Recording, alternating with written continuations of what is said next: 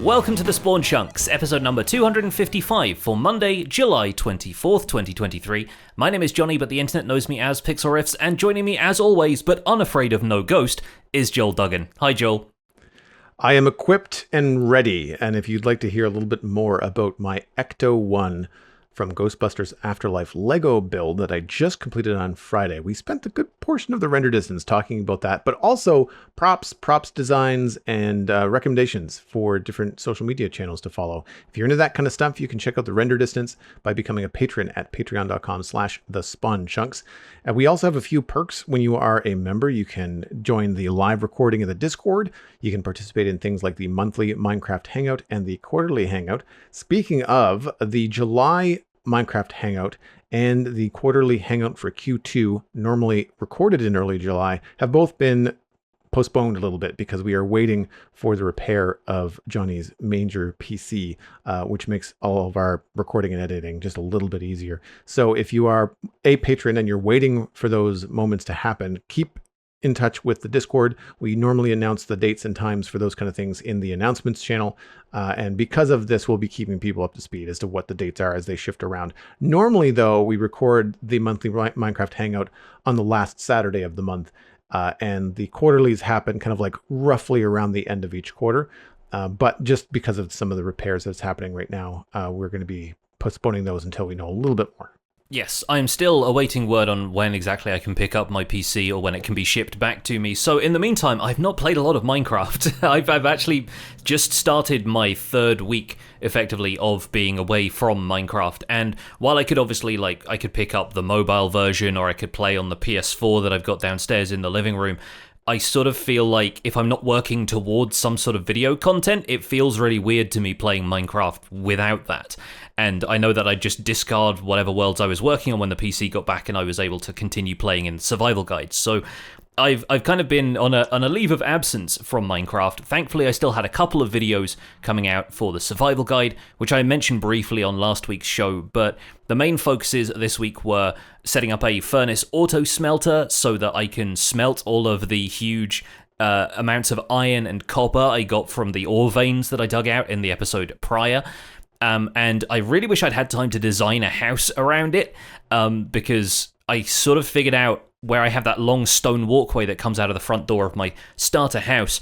I'm kind of tacking on additional buildings to the flat sections of that walkway where the staircase turns a corner, and that's a really nice way of retrospectively justifying the really long, weird stairway that I built to kind of spiral up to the front door of that house. So I'm excited about that. Once I get the PC back, I'm probably going to work on a couple more builds, maybe on streams and that kind of stuff. But in the meantime, introducing auto smelting, just interactions between hoppers and furnaces, and how it was possible to still get XP from automatically smelting stuff. That sort of felt essential to the level of technology that people are going to be working with at that point. Plus the fact that I just brought home a lot of iron allowed me to build as many hoppers as I wanted to for any kind of automatic setup. So I just went with 8 furnaces, minecarts delivering the fuel and inputting the items, a hopper chain removing everything from the furnaces and depositing it in the chest, and it's all working pretty well. Obviously, having that amount of copper then led me into farming bees. So I don't have a honey farm set up yet, but Honeycomb is now generating itself automatically in a nice little compact, I think 3x5 footprint bee farm. So that's working pretty well. And it was a fun opportunity to remind myself of some of the nuances of bee mechanics. I'd forgotten until this video that you can grow bee nests in a variety of trees, but they need to have flowers planted near the base of the tree. So whenever you're growing the saplings, you need to have a flower within 2 blocks of the tree, and that's something I basically reminded myself of on the fly. I went down, I plonked down a couple of birch saplings and went, oh, hang on a minute, no, I need to put flowers around these as well. And then I was rewarded with the first birch tree that grew whilst I was off doing something else had a bee nest in it. So it kind of helped the production of the video along a little bit and helped to bolster my bee population. But yeah, now that I'm getting honeycomb, we can do stuff with waxing copper and waxing signs and start looking at candles, honeycomb blocks, all of the other stuff that it's possible to use honeycomb for. And I think honeycomb is a really good example when people keep asking, what's the deal with copper? Why doesn't copper do more stuff, considering that iron and gold and all of these other materials that have been in the game for a while already have a bunch of different recipes? And I think Honeycomb, having had some stuff added to it more recently, is also a good sign for materials like copper that don't seem to have a whole lot of uses yet, but we had the brush added recently, and maybe in the future there'll be even more reasons to farm a whole bunch of copper. I think a super smelter or a auto smelter is probably one of the more satisfying things to build in Minecraft, because you learn early on that you can build a furnace and you can smelt certain things. Usually it's like, cobblestone to smooth stone, but you're sitting there waiting like one at a time, unless you decide, oh, I'll make 4 furnaces, but then you got to put stuff in them and you got to manage it all. Yeah, they take a lot of babysitting furnaces in the early game, at least. Yeah, or you've got to load them all up and then go, okay, now I need to go do something else for like a really long time as I wait for all this to happen. And then remember to go back, figure out how long it takes. And I love the idea of using minecarts to distribute things. Once you kind of understand how it all works, they become very easy to set up. So if you are working on a big mining operation and you wanted to have that kind of stuff going in the background while you were digging out more iron or more copper, then you absolutely could. And I feel like it's a fun way to have that early introduction into automation. Yeah, I think it's one of the stepping stones to more complicated things in the future. And it's also really satisfying if you have it set up in a way that you can see the front of all the furnaces when they all they all light up. Yes, in sequence. It's really fun. They kind of move from left to right or whatever, and they kind of they light up like the kind of LED panel, just kind of flowing from one direction to the other. Yeah, very, very, very satisfying. It reminds me of the dwarves turning on the forge was it the Desolation of Smog? I think that was the second one. Anyway, it's fun. They light the furnaces in the forge in the inside the mountain, and it's pretty cool when it all lights up. And it reminded me actually, because I rewatched that somewhere in the last few years, in the middle of like having started Minecraft after watching it the first time, and it's like, oh yeah, it's like a furnace coming on. Yeah.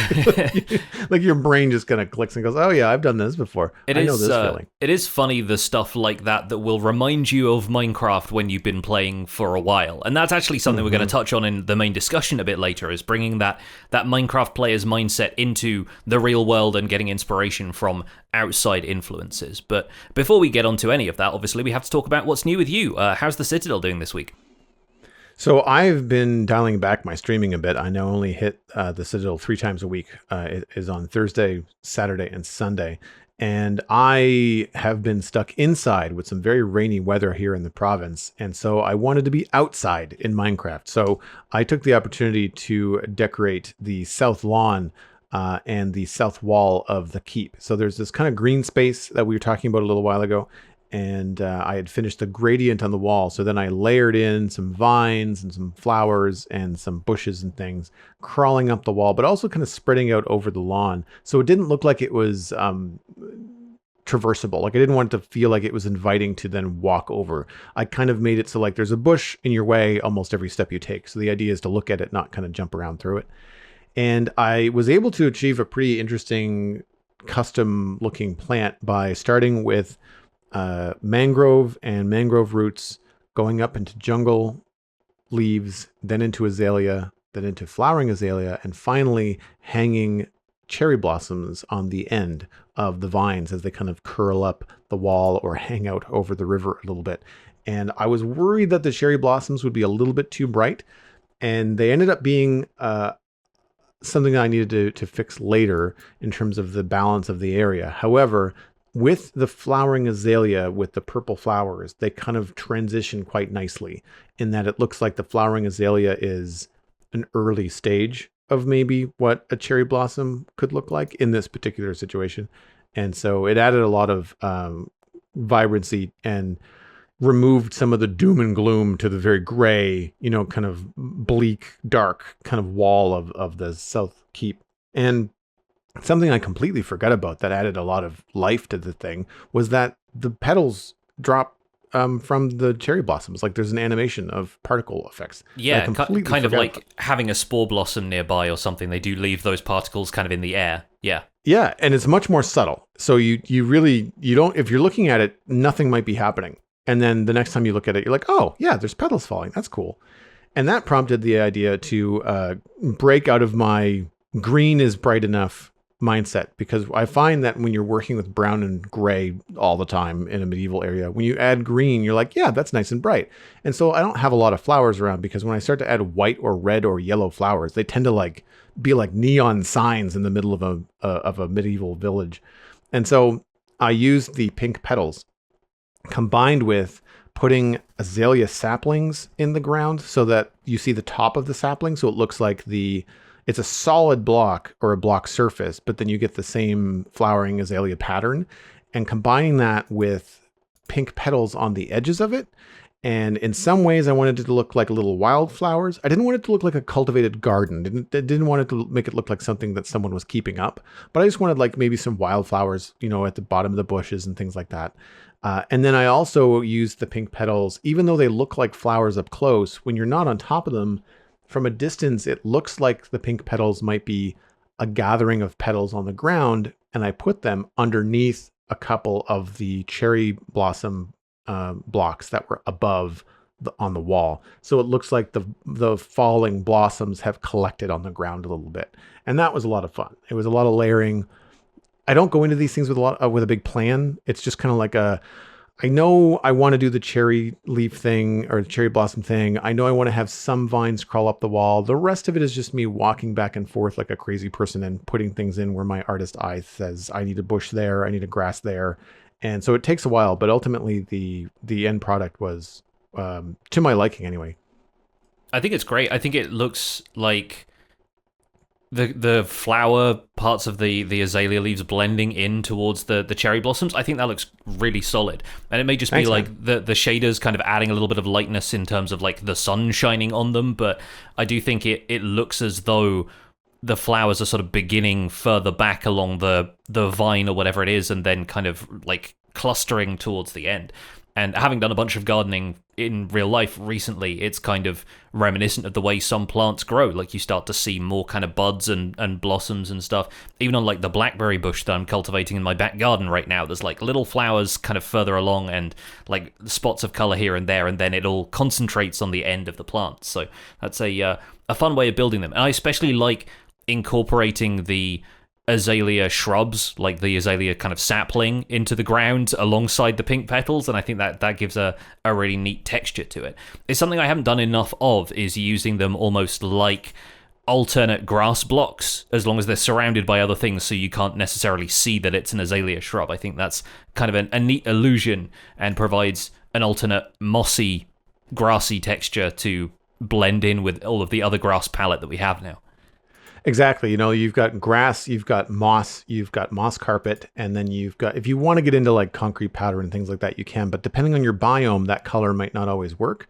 And I do find that if you're in a plains, or in my case, I'm in a sunflower plains, the grass color really works well with using azalea saplings as an alternative, especially if you've got azalea leaf blocks that you're using as bushes, which I use more often than I do oak, because they're a newer texture and they tend to look denser. Like the oak leaves tend to be very transparent. Jungle leaves are dense, but what I like about all of this is that gradient is really useful as well. Like you're talking about, as you get closer to the end of the plant, you see more flowers and buds coming. Well, even if you don't have flowers happening, I find going from the bottom of the bush, which is sometimes even roots, mangrove roots that are surrounded by leaves, and then it goes up into a couple of jungle leaf blocks, and then it goes into azalea. And I find that color shift really helps, because the jungle kind of reads as like a slightly darker azalea, or vice versa. If you put jungle with mangrove, jungle looks like lighter mangrove. So you can kind of use them in both ways. And it just, similar to what you're saying about like the shaders making it look like the light was hitting. So when the shaders are on, the color change, you can make it look like the top or the higher parts of the plant are growing into the sunshine. Yeah. And now that we have the vine growth turned off on the Citadel, I can place vines on the sides of blocks, which again add to the idea that it looks like it might be being hit by something bright, and it gives like little highlights, and it makes the block look a little bit more dense as far as the leaf coverage, and it won't grow. So we have control over that now, which is great. So on the next area that I did, which is around the corner, which is just the alleyway between the dockmaster's house and the keep, there was a bunch of buttresses that I had put in a few weeks ago, and I knew that they eventually needed to be put together, and like some greenery needed to happen. But I have a door there, or I had a door there. It's now a secret passage in a different house, which is a whole fun little story, but very hard to get screenshots of. And I've removed the door and I've added in the vines. I didn't go as far as to put the cherry blossoms because I thought they were just a little bit too bright for this area, but it really changes the feeling of the alley to have all of this gray intermingled with some, what you use your imagination, ivy or any kind of like thing that would grow up, from the ground. And then because it's an alley and there wouldn't be a lot of direct sunlight, these things have to grow high enough that they can get hit by the sunlight as it passes through. Mm-hmm. So I actually used the shaders to kind of figure out where the sun would hit the wall and knew I had to get everything at least that high. And the thing that I've noticed now doing this a couple times over the last week, I really wish we had just a little bit more than carpet blocks or like moss carpet to connect leaf blocks. I'm not the biggest fan of that angular connection when the edge of a block and connects at a 45-degree angle to another block. Like they really don't have a face touching one another. I have a hard time in my brain connecting them artistically. And so it makes me think like, I really wish we had, not for it's a terrible name, but like leaf slabs, or a short leaf block, like a short shrub. For custom stuff like this, it would really be something that could go a long way. And I guess if I'm going to be asking for the stars here, I noticed that the mangrove roots act like a solid block. So you can attach torches to the side of them. You can put hanging roots underneath them. You can attach cave vines underneath them, but you can't do that with leaf blocks. I really wish that we could attach those kind of things that we hang underneath stuff to leaf blocks, because cave vines, where we can control with shears how far they grow and whether or not they have glowberries on them, would look fantastic underneath some of your own overhanging vine structures. Hanging roots, depending on where you are, could look really cool. Propagules, you can put those on mangrove leaf blocks, of course, but they don't go on anything else. So unless you're using mangrove leaves for your vine, you can't put like little blossoms hanging down from them with the propagules. So I noticed like a few things that were kind of like bugging me from a design perspective. It's like, man, I really wish we could do this. It would be nice to be able to have those kind of things attached, like the greenery attached to other greenery. I feel like makes sense. And I don't know why I didn't realize that the mangrove roots really had a lot of aspects of solid blocks. Was that something that you've kind of like squirreled away to talk about on the survival guide coming up? Because like, it feels like it's not something that when you look at it, you don't think, oh yeah, this will work like a solid block. Yeah, they come across a lot more like leaves. The thing that surprises me about mangrove roots is that you can harvest them with an axe most efficiently, so that they're kind of like the rest of the trunk of the tree. But yeah, like they certainly, we're used to transparency indicating that they act like leaf blocks or glass, or something that needs a little bit more precision to pick up with Silk Touch save. So like it is really odd working with mangrove roots and realizing that a lot of their properties are those of solid blocks, and the only thing that you don't tend to like, they're opaque blocks effectively, but with transparency. I'm not sure if they like conduct redstone power or anything like that. That's a few other weird things to test. But the most novel use of them I found is as waterlogged blocks in a cobblestone generator. So if you've got like a mangrove root block waterlogged above like a piston that's kind of, pushing the cobblestone through, and then your lava source is flowing out into a space underneath the lava source, then that's a stone generator. And so there's a lot of weird things that you can do with them that definitely feel like this isn't your standard leaf block. This is really quite odd. Talking about things like connecting greenery, I'm not sure if this was one of the emails we read on the main show or if it was one we saved for the render distance, but we had somebody write in about additional blocks that could have slabs and stairs and different wood types, kind of going along the same lines as bamboo having its own wood type now, and what other materials are out there that could have their own wood type. And I'm wondering if being able to make planks out of cactus would be like a good way of having, cacti slabs and stairs and things like that, giving us more of like a growing vine-like texture that maybe you could hang leaves off of after that. So maybe there's some mileage in cactus stairs after all. Oh yeah, because it's a solid block, and so a slab and a stair would make sense in that particular case. Even to have a green trapdoor that yeah, from the ground you wouldn't be able to really see that it's a trapdoor. Like if the texture was right, there's some things where it just doesn't work. Trapdoors, you put them down and they look like a trapdoor no matter what you do. But then there's other times where you can use them to connect things. Like I feel like the spruce trapdoor is used a lot to connect like slabs and stairs and different textures in spruce to kind of get that subtle either change in pitch or connecting a roof overhang to look a little bit more solid. I know I use them like that all the time, like placed up underneath the eaves to kind of connect roofs together. And sometimes you can use trapdoors like that, and then other times just like that, the birch stuff, like it just looks like a trapdoor, like there's nothing to do. Or something like the warped and the crimson ones, like where they've got holes in them and they're see-through, and it depends on what you want to do. In some cases, it works very well. Like if you want the top of a block to look like it has a lid, then you can use something like an acacia trapdoor. And it even has like a little latch on it that makes it look like it's going to function the way that you expect. But yeah, the one thing that I did manage to do, but I did not remember to take a screenshot, was when I was looking at the vines, the pink vines on the south face, they really stood out and the whole thing sort of felt unbalanced. And what I did is I went back in to the pier, which is right next to it. You can sort of see it in one of the screenshots. And I changed some of the crates on the pier from spruce and oak crates to acacia and mangrove. And mangrove would have not been available to me when I first built the pier. Yeah, sure. And so I was just using all the wood that I had available to me.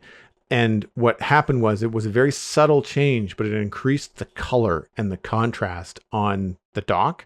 And so it helped balance out the very bright pink flowers, and it didn't feel quite as like the flowers were stealing the show. Like it became more of an ensemble of color. And I try not to go back and redo things, because then I'll be working in Westall until I'm 50.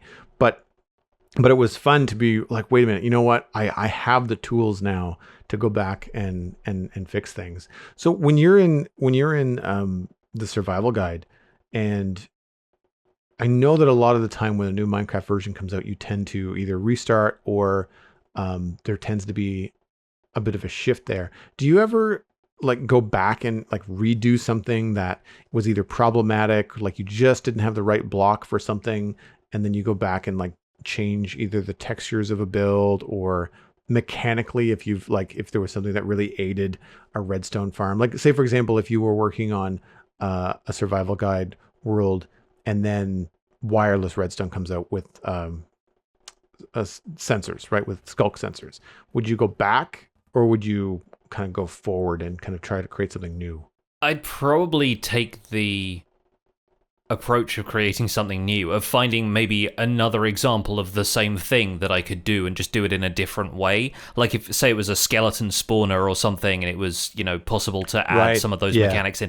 Like I feel like it makes sense for the progression, the technical progression of the world, to keep a lot of that older stuff there. But then obviously with Survival Guide, I'm focused on things being tutorials, and I feel like going back and changing stuff is not always a tutorial I can make particularly well. Like it helps for people to see the whole process from start to finish, instead of just, hey, remember that thing we did a couple of years ago? Well, we're just going to go back and tweak this one aspect of it. I think that's a lot easier to do in worlds where you've got like long-term building projects and a lot of the focus is on aesthetics, or you're not focused on guiding people through the process step by step necessarily. But yeah, I can see that being a draw in this, and I'm glad that you're able to find stuff that you're like, well, just one or two things would do because I didn't have mangrove at the time. I think that's a fun approach to take.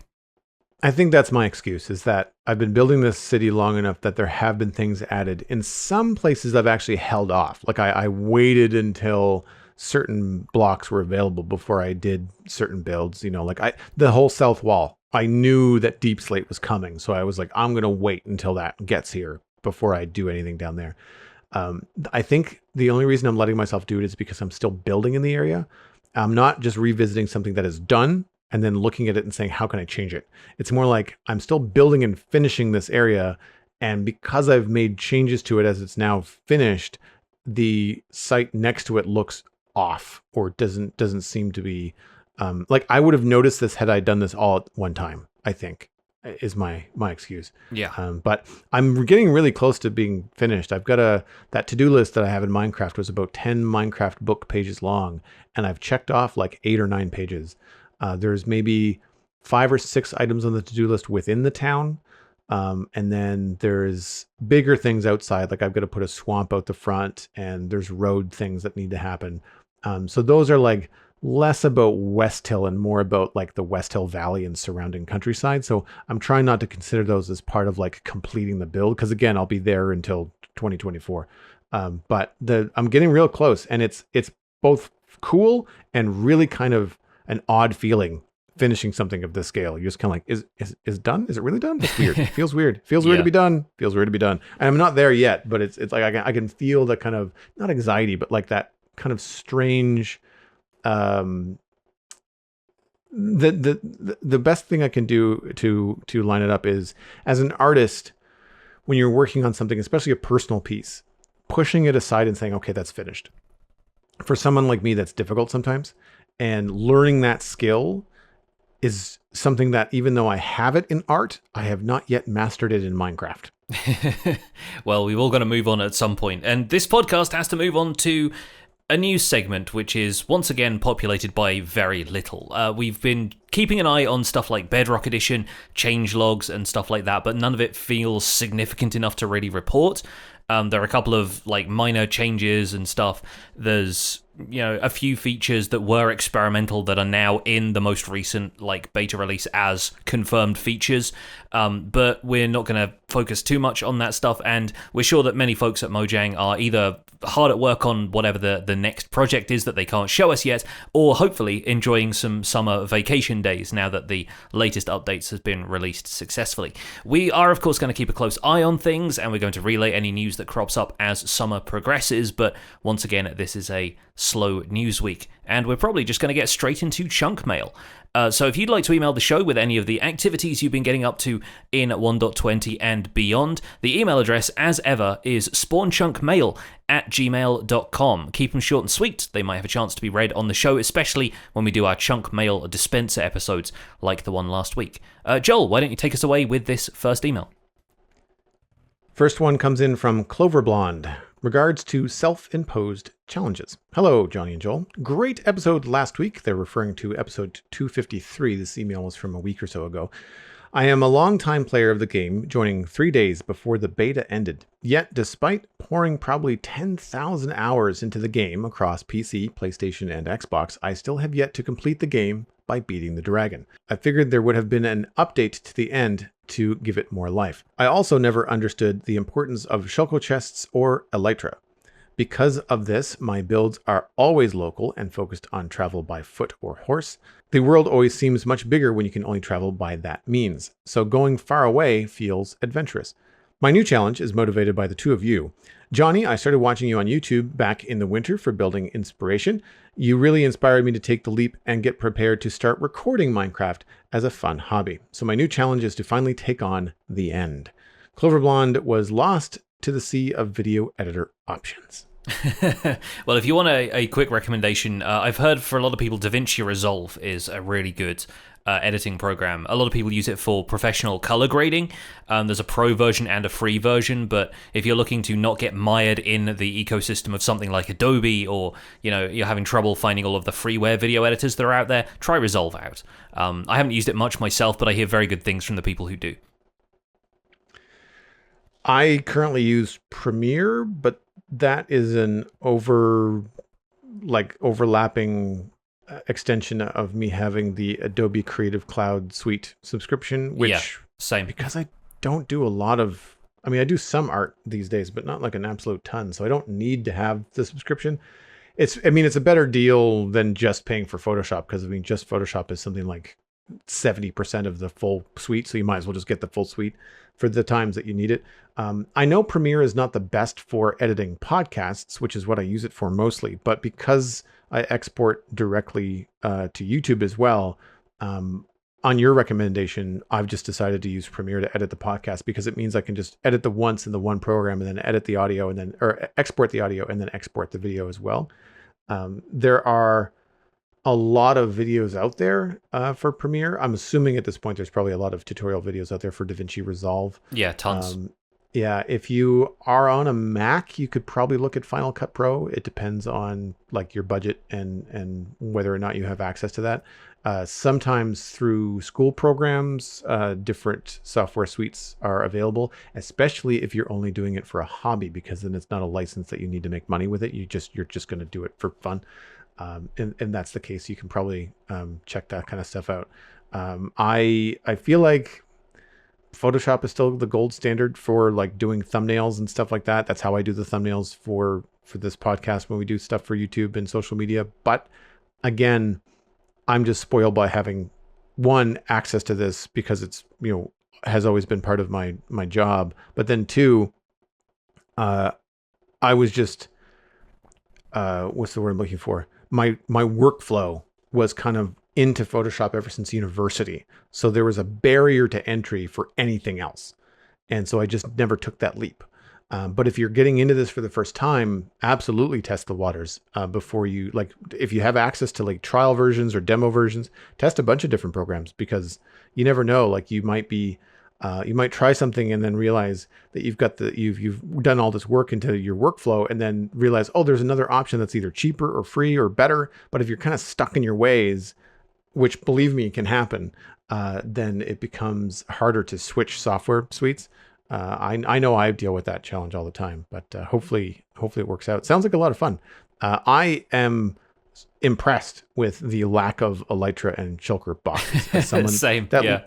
lives on a server that's 6 years old this month, like there's just no way. Now, in some ways, like I was thinking about this email, I was like, well, there's no way I would have built Westhill without Elytra, because that would have just been tedious with all the towers and how high I have to get and how far I have to get away to look at something, and the amount of time I would have spent walking around would have been really, really problematic. But if I did not have Elytra, I don't think I would have attempted something like Westhill. A village, sure, but not a giant town, I don't think. And we've mentioned before that Elytra tends to open up not only the scale at which players build, but also the perspective from which people look at builds. Because if you're on a server, then people are going to be flying over your base more than they're just going to be walking up to it.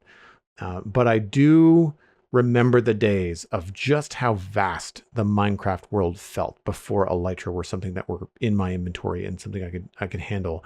I was never much of a horse guy, but I was a minecart guy. That was I just thought they were cool. I thought, why ride a horse when I can jump in a minecart and go in my nether tunnel, get in the minecart that's going to take me to where I want to go, and then go get a cup of coffee and come back and I'll be there. Yeah. The hands-free travel option is kind of tempting. Yeah, I wish they were faster. And it's been a long time since we did like a deep dive on minecarts, but there are things that I wish that they did that I think would make them more viable now. But at the time, I just thought they were really neat. Any kind of movement in the game is something like that I really enjoy, like things that move without you kind of interacting with them, or in this case, both. It would be interesting if you could do something like switch tracks and move around that way. And I think that could take kind of like grounded travel to a whole different realm. But I'm happy to hear that we've inspired some challenges and that you have yet to take on the end. That should be interesting. Let us know, like if since it's been this long with this many hours in the game across all those platforms, as you do get into the end and experience defeating the dragon and going and finding your first Elytra and your shulker boxes, then let us know how it goes, because I, for one, even if I was on the ground, don't think I could go without shulker boxes. I just like to be too organized, and chests just don't cut it. I need to be able to sort things and move things around, and for the kind of building that I want to do artistically, I wouldn't be able to do it without shulker boxes. Yeah, I'm kind of the same because a lot of my projects are going to take me further afield, and like Clover Blonde's assertion that their builds are always local is such an interesting thing. Like imagining, like I like to build up a small settlement or like a few houses and kind of starter builds and farms and stuff at what I think of as my spawn location. It's not always at spawn, but it's usually nearby, and then I tend to go and do projects in different biomes. Like I tend to build, I want to build a desert civilization out there in a big desert biome. I want to build like a jungle village somewhere. I want to, mess around with stuff like that. And so I almost prefer my builds to be the opposite of local. Like I like to touch every part of the world where I can. And so you need inventory to travel with you, or you need to set up an individual outpost and gather all your resources from that location, and it becomes something like, the same process of setting up every time, where you've got to do some tree farming, so you've got wood, and, bringing all of the saplings and whatnot with you can be a bit of a pain. Sort of feels like you're starting from scratch every time you're in a new area, unless you can bring all of that inventory with you. But yeah, I will agree. I think we both kind of have this perspective, is that once you have Elytra, the world really opens up, and the scale of the world never feels the same after that, because you're always going to be able to see stuff from the top down. You're always going to be able to travel, a few thousand blocks in a matter of minutes, and it definitely changes the game. Like, I think it's quite fascinating that Clover Blonde has been playing since beta and has that amount of hours in the game, but considering that Elytra have been a thing since 1.9, so we've had 11 releases in which we've been able to travel that way, albeit for the first couple of versions you didn't have rocket boosting and whatnot, but I think it's really interesting not having interacted with that content at all. Whether it's holding out because of a potential update to the end, or whether it's just, reticence to go there and not wanting to leave your current way of life behind. It's a really interesting way to play. So yeah, hats off to you for sticking around in the overworld and the nether for this long, but good luck in the end, and I hope it serves you well once you've got some wings to fly around the place. The next email comes in from G, and hopefully I pronounced that right. There's 3 E's, 2 H's, and a Z. So yeah, hopefully that was more or less correct. The subject is a furious cocktail. Hi Joel and Johnny, on your latest episode, 254, The Cherry Blossom on Top, you read an email about the difficulties of understanding enchantments. This reminded me of the first roadblock I really hit when playing Minecraft, potions. With all the new features aimed towards explaining game progression, such as ruined portals and added advancements, it seems strange to me that Mojang has never thought about clarifying brewing. Making potions is one of the hardest game mechanics for me due to how much there is to remember about specific item combinations. Even today I have to look up how to make potions of night vision so I don't accidentally poison myself. I was wondering if you shared my cluelessness and if you had any ideas about how to make potion brewing more accessible and able to be learned inside the game. Thanks for any response, and I love the show. After being mysteriously poisoned, G took half a heart of damage and died. I learned how to brew potions in Minecraft on YouTube. Mm-hmm. I believe it was Pulsars Jr. It could have been somebody else, but it could have been like Hermitcraft. I don't remember exactly how advanced I got into watching YouTube before I started playing myself. Like in depth. But when it came time for me to actually brew potions in Minecraft, which I believe I started to do in my single player world, I absolutely looked up recipe online. Like I looked up like a little legend, like a little key. Like use this plus this equals that, and like the process. And then I learned about like the netherwort function from a YouTube video. Otherwise, I don't think I would have been able to sort it out on my own. I think that would have been something much like enchanting that we were talking about. I think I would have been straight to the internet going like, how on earth does this work? Yeah. Or I possibly would have asked Steven, who got me into Minecraft. I was like, okay, what's this do? Like, why, like, what do I do with this thing? Because I for a little while when I first started playing, like I had someone on the server with me that I could ask that had more experience, and his boys were obviously very knowledgeable as well. I found potion brewing pretty tedious, so I've not really bothered with it unless absolutely necessary. I have a brewing stand that I think was the first one I built on the server. It's still in my log cabin in Dartmouth Meadows. It hasn't moved. I know I've used it. I know I have a chest in there that's a bunch of brewing ingredients, but I've only ever used it just for essentially probably fire resistance potions for building the nether hub, like just stuff like that. The nice part about being on a server is when others feel the same, sometimes you'll have a server mate like my friend Mattcast who built an auto brewing lab based on Tango Tech designs and Yeah. built, I think, 6 of the potions that are the most frequent for us, which are like fire resistance, water breathing, speed, or swiftness, I should say, strength, health, and I want to say the other one might be night vision, because Mattcast and I very early on we were clearing an ocean monument, and I think we got sick of trying to make water breathing potions, and so Mattcast decided to do this. So Mattcast is like, help yourself, but if you take some, please replenish the ingredients that go into the thing. So whenever I go and I fill a shulker box full of water breathing potions, I always check to see how much of the ingredients are left and like, do I have anything I can deposit? All of my we recycle all of my empty glass bottles go into a chest at the facility, and they either get distributed manually or they get distributed automatically. I can't remember, but it's so nice to have. And unfortunately, it's really put me on the. I haven't brewed a potion on my own in a really long time, so I don't remember hardly any of them off the top of my head. But after a quick bit of research upon getting this email and deciding to put it in the show, the UI just indicates that you've got glass bottles along the bottom and blaze powder on the left-hand side. And if you've had a science class in any kind of school situation, you kind of realize, okay, it looks like the blaze powder is kind of like the fire. Like this is kind of like the power that makes it work. And then the glass bottles obviously kind of speak for themselves.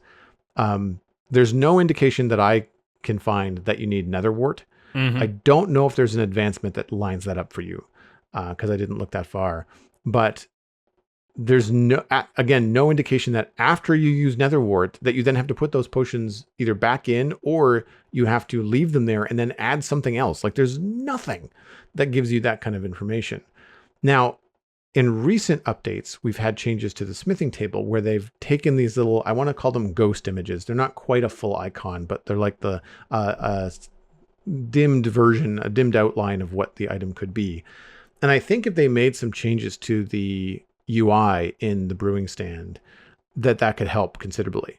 Just like we have the blaze powder outline there, if they had the items kind of cycle through, like you could put sugar in here, you could put a pufferfish in here, like if they had that kind of stuff rotate through the box that it goes, and they had a separate box for the enhancers like the gunpowder, the glowstone dust, and the redstone dust, which unfortunately all have the same silhouette. So I don't know how that would work necessarily in trying to indicate what those might be. It might be hard to rotate through those and indicate what they could be. You're still not going to have an you're not going to have a clue in the interface as to what the end result would be. So there's going to still be some problem solving and experimentation by the player, but at least you would be like, okay, well, this thing obviously takes these kind of items. Let me see what they do. Let me, like, do I drink this after? Like, what happens with this? And I think that would be at least a good step. I don't think it's necessarily going to fix the problem, because I still think that we need more information for a brand new onboarding player that is trying to learn the game on their own, or wanted the game to tell them like what to do next. There needs to be a little bit more, I don't want to say hand holding, but I really feel like there needs to be a progression through brewing for it to be something that is able to be tackled in game without referring to outside information. Yeah, I kind of agree. And I think it would require something like you're suggesting, like a redesign of the brewing stand UI, because if you just had the single input slot that we have now and it cycled through a bunch of ingredients, you're going to make a bunch of useless potions because the majority of them need netherwort to go in first. And honestly, as far as the enhancers like the gunpowder and the redstone and glowstone, there are only a couple of other items that look like that in game, and one of them is sugar. And once you put sugar in that slot and realized it didn't do anything, then you can just remove that by process of elimination, right? So if you just assume that anything else with that powder shape is going to do something, then potentially some trial and error can get you there. Whereas trial and error is a very bad way of figuring out how to use potions in-game right now. The potion stand also doesn't have a recipe book in the same way that furnaces do, for example, because the process of brewing is more complex because you need to add an ingredient and then re-add other ingredients to the same potions in order to get them to work. And so you can't necessarily display that in the same way we do current crafting recipes. You've got to maybe make it slightly more complex and pictographic in order for people to understand it. So yeah, I think the problem right now is that these are systems like enchanting that do rely a certain amount on the age of the mechanics and the fact that they haven't changed for a long time, being subject to a lot of circulation of community information around that. And so, like, the smithing table, because they changed the way it works very recently, and it's a fairly recent block to begin with, but they've changed its functionality for 1.20, everybody had to be brought up to speed on how it worked now, and so it makes sense for them to add in something of an in-game tutorial or a system of sorts to demonstrate these are the items that need to be put here. Whereas with the brewing stand, because it's not really been updated for a while, I think they're sort of relying on people knowing through community knowledge, kind of absorbing it through osmosis, whether you have to put in netherwort first or what ingredients are used or that kind of thing. Even if they had something that if you hovered over the input slot, like the hover text that you get in the smithing table now, if it just had something that said, try starting with a netherwort, like even something like that could help a great deal, because then the only other things that would start to activate the brewing stand would be the other ingredients that can be used to make potions. You could put in a stick or something, and then when it didn't start bubbling, you just kind of assume, okay, so sticks aren't an ingredient, let me try something else. And then the process of elimination is at least aided with a little bit of help from the game. Whereas right now, you can put in magma cream, and it will start bubbling, and you think, oh, it's doing something. And then what you get is, I think it's like a thick potion or something like that. One of those holdovers from when the potion brewing system was going to be even more complex than it currently is. And it just doesn't do anything after that. You can't even turn it into a functional potion from there. So, yeah, I do think that while it's kind of fun to encourage a bit of experimentation in-game, it can get frustrating for anybody who doesn't have access to that information. I wonder, with the attention to the color of potions that has happened recently, and the comments from, I think it was King B-Dog, saying like it's a temporary solution, it's not the best to only delineate these with color. However, this is the best solution we have right now. I felt like the idea there was that they're going to revisit either potion design, or it's on their radar that these need some updating. And I wonder if that's the case, that brewing might actually get some attention. Like, it might get a bit of a revamp if they're going to attempt to change, like, say, the shapes or the icons of the different potions to help them be more distinct and readable by the players. Then it might be a good opportunity to also then look at how those shapes could be influenced in the brewing stand, and whether or not a recipe book would be something that would be important or doable or whatever. I know that the materials that come from the nether are what is used to make a brewing stand, but I often associate brewing with the end because of how weird and magical it is. And we also find brewing stands in end cities as well when you're out exploring. Yeah. And I kind of wonder, like, if a revamp to brewing would be something that might go along with, an end dimension update, whatever that might look like.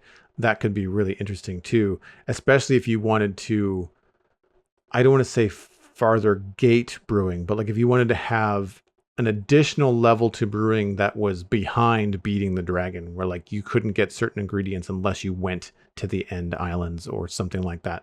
That could be really cool and could add some depth to brewing that it currently, I wouldn't say doesn't have, because it's a pretty deep system as it is. I think it's hard to call something a deep system when it's so hard to just get into. Like, yeah, making it less esoteric, I think, is Yes. the first Thank you. like challenge in really resolving that. In the meantime, I do recommend the Minecraft Wiki's fantastic potion brewing flowchart.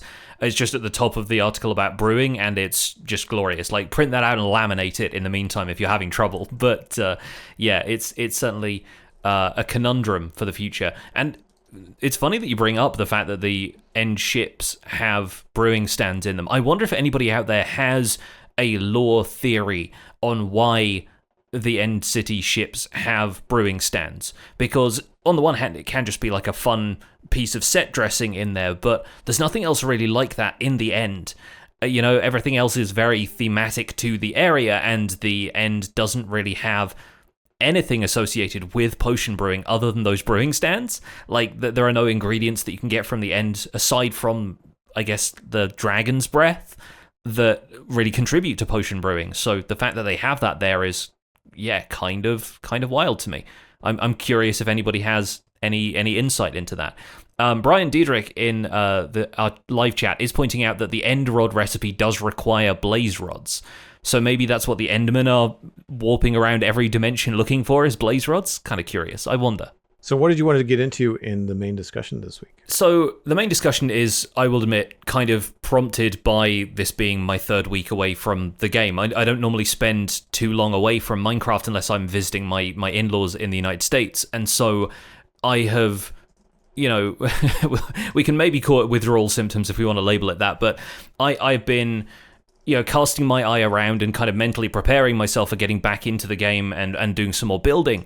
And it occurred to me that a lot of the time when I'm exploring a space, whether it's a familiar place in the real world or if it's somewhere new, or even like other environments in video games, I find myself looking around and wondering how something would look if I rebuilt it in Minecraft and what materials I would use to build it. And I wonder if there's like a level of experience that you get with the game, or if it's just, you know, a typical thing of anybody who's enthusiastic about Minecraft, that you sort of end up playing Minecraft in your own head as you're traveling around, like looking at new things. So like in my early days with the game, I used to read the Minecraft wiki on the bus to work, and I'd typically only have a few hours to play when I got home. So I think a lot of the Minecraft I was doing in the early stages was very theoretical. You know, I was learning outside of gameplay. And in those days, I didn't spend a great deal of time trying to reproduce structures from real-world reference. I was more like playing the game for the game's sake. But there are a couple of windmills around near where I live. Like I live in, you know, not the countryside, but it's very easy to access the countryside from where I live. And there are a lot of old, like, mills that we used to grind wheat and, you know, all kinds of stuff like that still exist as part of older infrastructure that's now preserved as a sort of historical site. And I feel like the fact that may have subtly influenced my ideas to build windmills in my early Xbox 360 worlds when I first started playing back in 2014. I think that's not an accident. And so I'm kind of wondering if that's something you've noticed about your life, and if any of our listeners have, about wandering around in the real world and kind of mentally block picking from structures around you, or thinking, I wonder how I could rebuild the angles of that building, or the, you know, main features of that building in a Minecraft context. It 100% happened a lot more when I first started playing the game. I feel like when I did not have the artistic palette, the library of builds in my brain that I do now, I would have constantly been thinking about like, well, what am I going to build next? Or like, how do I make this shape? Or how could I do this in Minecraft? And it was a little bit different for me on the first early days of the Citadel, because for the longest time, I wasn't doing any kind of like realistic houses. Like I was doing infrastructure and farms and tunnels, and they were very much just like palettes and shapes, and they weren't really meant to be anything specific from the world. But as I get into doing more and wanted to have full 360 builds, like when I stopped doing just like facades of farms or the insides of tunnels, but not the outside, when I started doing like houses that had like wharves and embankments and flowers and riverbanks and things, when I started landscaping, I noticed that I was having a lot of trouble because it's not something that I kind of inherently knew how to do in Minecraft. And I started noticing that I was looking at landscapes when I was hiking. and thinking like, how could I recreate this in Minecraft? Because the cliffs in Minecraft, they're better now with 1.18, but at the time, you really had to make your own if you wanted to have any kind of cool looking cliff or waterfall or something like that. And so I found that I started to make notes of like, okay, this is how random this little brook looks. This is, what roots and trees, like you think you know what a hiking trail looks like. And then it's like, well, wait a minute, this whole cliff has like an overhang where like the roots of the trees kind of stick out sometimes. And the things like that you try to incorporate into Minecraft, the details. And I was looking at the world in the same way that I would look at the world in terms of drawing. But again, I hadn't done that in a while because as a professional artist of 20 plus years, like I had a large visual vocabulary of like, what does a coffee mug look like? What does a fork look like? What does a blender look like? I kind of knew how to draw one without looking at one for reference, for enough for people to kind of like get the gist. But in Minecraft, I didn't have that yet. I didn't have that library of kind of like go-to builds. And so I found that I was looking around. It's definitely related to how much Minecraft I play at the time. I find that if I'm down to a few days a week and I'm streaming and I'm kind of like, I want to say in robot mode, but I'm very deep into a project. Like right now with West Hill, not looking at the world a lot. And my brain doesn't necessarily go like, how do I build that in Minecraft? I think because what I'm building is so far removed from like where I live and what I see in a day-to-day basis. Now, that was very different when I started building the modern city in Minecraft because I've never built a modern city before in Minecraft. So it was completely new. And I remember going for a walk in my neighborhood to just run an errand and making a mental note, like, remember when you get to the top of the street, Joel, when you cross the street, count how many steps it takes to cross the street. Mm-hmm. You roughly take 1 meter long strides, figure out how wide the road is. Cause this is something you don't think about. Like in your brain, you think, okay, there's 2 lanes in the street. A car is roughly, 2 seats wide. I kind of know what that looks like. But when you're in a car, how much space is on either side of you? You kind of know where to drive not to hit anything, but you don't realize just how much space is around you on a road. Even just a regular city street is quite wide, and so I remember doing all the mental math, like, okay, well, how can I do this in a way that I can still have the center lines and the road markings be roughly the right proportions? What sacrifices am I going to have to make? Like, for example, I've used full Minecraft blocks to paint like lines on the road. No line on a road is a meter wide. They're long. They're much longer than you think because you're driving, and so they go by quickly. They look like they're only 3 feet long, but they're more like 9 or 10 feet long in real life in terms of like the dotted line on a road, at least around here. And so that I thought was really interesting. So that, what you're talking about reminded me of when I was really looking at the city around me, and not just like buildings and skyscrapers and stuff like that. I could look those up online. It was more about like the actual experience of being on the ground, street level, sidewalk level, curbs, gutters, like where are they?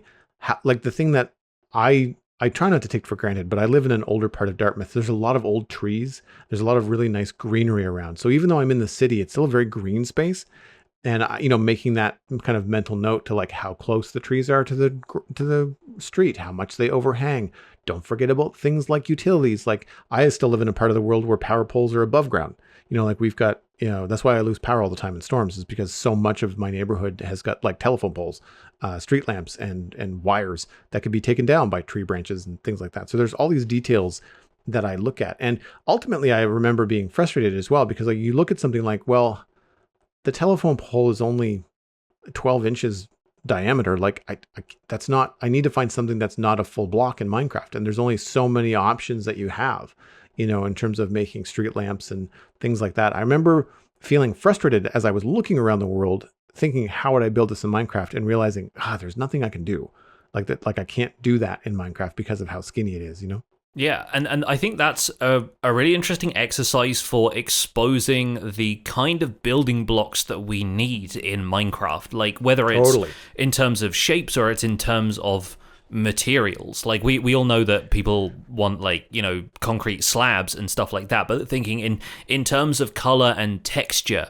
are there any materials we see in real life that really don't feel like they have an equivalent in Minecraft? And that's the kind of thing that I think can be really useful feedback to the art team when it comes to, you know, pitching new blocks and designing textures for stuff. Like, what can, even if it's not necessarily the exact material, what other blocks that they are adding can they make subtle changes to in order for it to pass as a different type of material, so we can use it as a roof texture when it's really meant to be a natural block that you find in the ground, you know? Like the way I started using mud as more like a darker stone type in natural builds, even though it's really meant to just be sludgy ground material. So yeah, like I have found myself, you know, there's a low level part of my brain which is always observing the materials around me and trying to equate them to Minecraft stuff. And I agree that, like, if you're building a medieval town like you've been doing for the last little while, then the world around you is not necessarily going to serve as fantastic inspiration for that, but it's at least going to give you an idea of, like, if there are any mock Tudor buildings around, then that can give you, like, at least some guidelines here and there. And you can also then take a look at how mock Tudor buildings can remain a characteristic part of a more modern city, and maybe they're just heritage buildings that the city doesn't want to take down, or, you know, they're listed buildings and they're protected, that kind of thing. So there's a lot to be gained from that. But I really found myself, yeah, like you, I think I found myself looking at the world around me as my affinity for building grew when I was still in the early stages of figuring out, like, once I was on PC, do I want to be, like, really focused on building?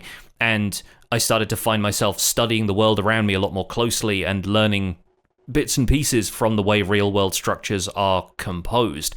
And it also strikes me that, you know, video games are seen as a distraction from reality, but this is almost the inverse of that, where Minecraft has actually started to encourage me to take an interest in the world around me and in architecture, which is a field I wouldn't have had any interest in, being primarily like a music student during my traditional education. I think now it's the kind of thing that I'm taking a lot more of an interest in because of the creative side of building structures in a video game.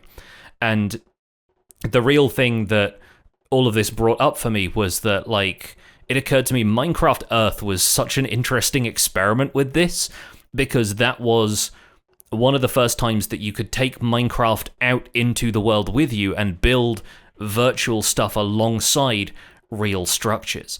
And it kind of made me nostalgic for that, and I really kind of wish, in a sense, that the app had stuck around for longer, because one of my sort of wish list features would have been something like a block picker, almost like a color picker from image editing software like Photoshop, but something that would allow you to sample a material from the real world. And whether you were in creative mode or if you just had the block stored in survival, it would have given you the closest Minecraft block to build with. And so I don't know if there are probably ways that you can sample an image that would probably give you something like that. But say you're looking at a modern building and you kind of tap on something with a block picker and it says, well, that's probably closest to white terracotta, for example. And then you start building with that, and you're trying to more or less accurately mirror something that's built in the world near you, but in a virtual environment in Minecraft. Like, that's the kind of stuff that, although it had its limitations in terms of building size, and obviously the AR mode was a big drain on battery, but it's the kind of thing that I really wish people could have used Minecraft Earth for, had it been around for a little bit longer and not during a global pandemic. I wonder what's possible now with AI. Like, we've used AI to generate one of our title cards a little while ago, and it was like, the prompts I used were things like pixel art, Minecraft, waterfalls, sunshine, like a bunch of stuff like that. And it wasn't perfect pixel art, but it really did feel like the kind of idea, a conceptual base that you could then bring and springboard from in Minecraft. I think I also threw in something like Super Mario Nintendo because I wanted that kind of vibe. Yeah. And, you know, if you could have something like that where it could take, you know, an image or a video, especially if you could render it fast enough where you can walk around something and kind of give you like a voxel version or something like that as like a springboard palette, like that would be very, very cool. And I would imagine doable. I don't know how viable, like probably the amount of effort going in versus like how do you monetize it and all that kind of stuff. I imagine the bottleneck there is like somebody has it as a passion project as opposed to like an app that you would maybe download as like a purchase. But yeah, like I think that's a really interesting way of looking at it. And I'm glad you mentioned architecture too, because that is something where I used to want to be an architect. Like that was a decision that I made in my teens where I'd always wanted to be a cartoonist. I always want to work like a Disney animation, stuff like that. But I also wanted and was looking at other career options that were maybe a little bit more secure and stuff like that. And ultimately, I ended up getting into a fine art program, but my backup idea was to go to a local university and take architecture. And I, hadn't thought about it for a long time. And when you're designing, doing stuff in cartoons, you sort of look at it a little bit, but most of what I was focused on when I was growing up was character design. So I didn't really get into environments and things. But when I got into Minecraft, I started to get back into architecture because you start to think about like, well, wait a minute, I know what a house looks like, but I've never actually built one. Like, what's a good layout for a house? And the moment that you start to look up like reference material online, and then you're like, oh, wait a minute, okay, I remember how much I like architecture. And these days, it's a flip of a coin. Modern architecture can be very blocky, very bold, a lot of boxes, a lot of bold colors, interesting contrasts like wood paneling and metal and things. And it can lend itself very well to Minecraft. And I have definitely not necessarily seen things around the city because a lot of the houses that I have in my neighborhood are pretty old. But when I see photographs online, when I'm not looking for Minecraft inspiration, like if I'm going out looking for Minecraft inspiration, obviously I'm thinking about Minecraft. But I've seen things that are advertisements. I've seen things that are just like cool designs from architecture sites that I follow now. And I immediately think, how can I build this in Minecraft? Because of how blocky and square and straight edged it is. And in some ways I find it really inspiring. And then in other ways I find it very frustrating because along the lines of like the skinny blocks and the street lamps and the details that you can't necessarily fit into Minecraft, then I see something really cool that's like one of these modern organic looking green spaces that has like, an angled awning that's all plants and you've got these round structures and domes and all this really cool futuristic looking green space kind of ideas. And you're like, I can't do any of that in Minecraft. And that really frustrates me. Too organic. Yeah, too rounded. Yeah. Too many curves, angles. Yeah, circles and that kind of stuff. Yeah, that kind of stuff. And or just even material like so much glass or all that kind of stuff that you're like, oh god, like I can't do that because Minecraft just doesn't curve. Like there's so many things. Glass domes in Minecraft, while I love them and they're useful for so many projects where you want to convey a certain thing, they really don't look good. It's a real on a small scale, I should say in particular. Like if you build a larger glass dome, then it kind of makes sense. But even with like a connected glass texture or something like that, there are so many lines that interrupt what should be a smooth surface that I can't get my head around it. It's one of the things that I always try every possible option before I consider building it because I'm never quite happy enough with the way they look. I never thought, it just kind of dawned on me now, but on a small scale, the thing that I get too wrapped up in doing is emulating or replicating what something looks like in real life. So think about like someone's sunroom and they have like those windows that kind of slope in a curve into a roof, and you're like, I don't want to put like 2 or 3 blocks at an angle in Minecraft in glass because it's going to look dumb. But why don't I just change the design, keep the overall idea, but change it into a square and make like a right angle of glass, which is totally doable. Like that's something that happens in modern architecture all the time. And I don't know why I just get wrapped up in, I wanted to build that looks cool. And I can't do that. It's similar with like windshields on cars. Like any vehicle in my modern city has a very straight windshield because like otherwise it looks real dumb. And I think that those are the kind of things that kind of pop into my head as like immediate Minecraft references. The other thing would be Lego. And it's now Lego obviously lends itself very well to Minecraft, but again, I'm not necessarily looking for inspiration when Minecraft pops in. It's like I'm looking for a cool build that I want to like buy in Lego, or very often it's things like mocks, which are my own creations in the Lego sphere. And I follow a bunch of creators on Instagram, and they'll just post stuff that they've just created themselves. Very often it's Lego versions of modern architecture, but because they've done it in Lego, your brain is even more inclined to be like, oh, I could totally do that in Minecraft. And it's less of a conversion because it's already in blocks. And granted, Lego has a higher resolution than Minecraft. It still gives you like some great ideas. And again, like I've definitely found myself, my brain goes back to Minecraft, even though I'm out looking at like Lego leisurely with no mission statement for I need to find something cool to build in Minecraft. Like I'm just going out and looking at random builds for different things. The only time I that doesn't happen with Lego is when it's like Star Wars stuff, because I look at them like, well, it's angles and cool stuff that I know I don't have the resolution for in Minecraft without getting really frustrated. Now, with your experience building the Ecto 1 Lego set, maybe when you go back to your modern city build, you can build a Ghostbusters firehouse and park a car in there. I do think, with that being, we were talking about it in the render distance. You were saying it's modeled on a Cadillac. It's like that kind of car, and I feel like a lot of Minecraft cars look like Cadillacs because they're just big and boxy and very 60s looking, you know. And so, yeah, I do think that whenever those things come together, especially on that sort of scale, you just have to adjust them to look boxier, and they fit more in the Minecraft world, even if you have to compromise on their accuracy to real life. But if you've got this mindset, if you are in the habit of going out there and color picking and block picking from the buildings around you, if you've even attempted to build something, if you've kind of followed through with this idea and tried to rebuild something from real life, write into the show. It'd be fantastic to hear from some people who've actually taken on these projects and keep the discussion going next time we get a round of emails in. But that's going to be it for this episode of The Spawn Chunks. You can find more information about the show and links to some of the stuff that we've talked about today at thespawnchunks.com. The music for the show is composed by me, and The Spawn Chunks is proud to be a listener-supported podcast. If you're getting some value out of the show, why not consider putting some value back in?